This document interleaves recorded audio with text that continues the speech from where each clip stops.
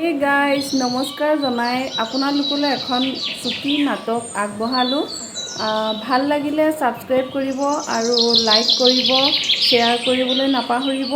তেতিয়াহ'লে ব'লকচোন চুটি নাটকখনিনো কেনেকুৱা কি অলপমান চাওক।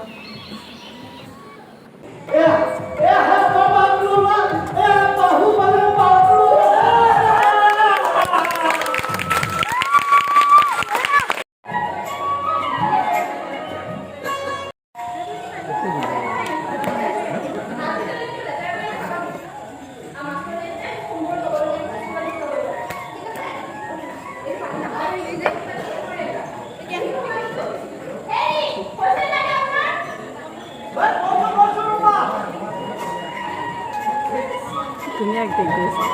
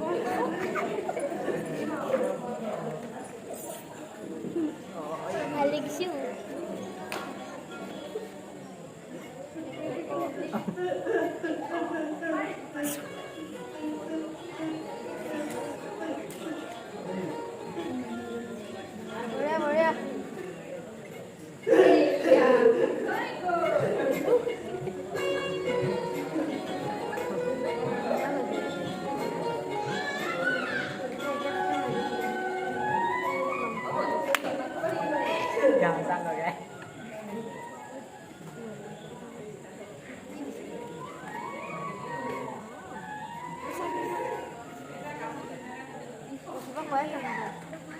এই যে ল'ৰাজন দেখিছে তাৰ নামটো ইতিমধ্যে গম পাইছে চাগে।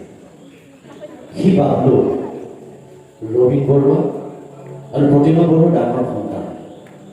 বয়স প্ৰায় 20 বছৰ, কিন্তু 3-4 বছৰ বয়সতে এটা ৰোগত আক্ৰান্ত হোৱাৰ ফলত তাৰ মানসিক বৃদ্ধি নহ'ল। সি শাৰীৰিকভাৱে ডাঙৰ হ'ল, কিন্তু আজি শিশু হৈ থাকিল। আহকচোন বাবলু ওচৰলৈ যাওঁ।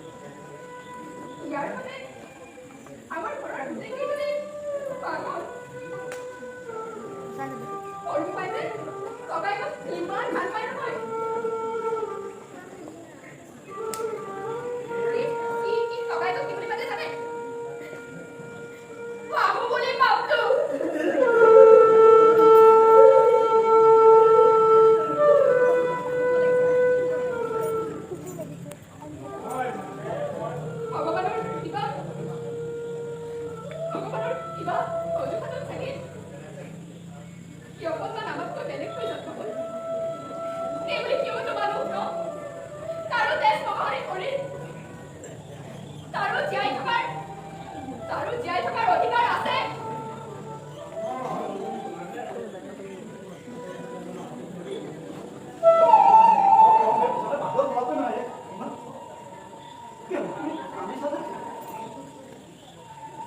নাই মানে মই বাবুৰ বিষয়ে দৰকাৰমান কৰিছিলোঁ তাকে বোলো এইডালক লৈ আপোনালোক ঘূৰে কম কষ্ট হৈছে নে এই বোলো কবুৱে তাক মাৰি দিলেনো কিয় কৃষ্ণ বাবু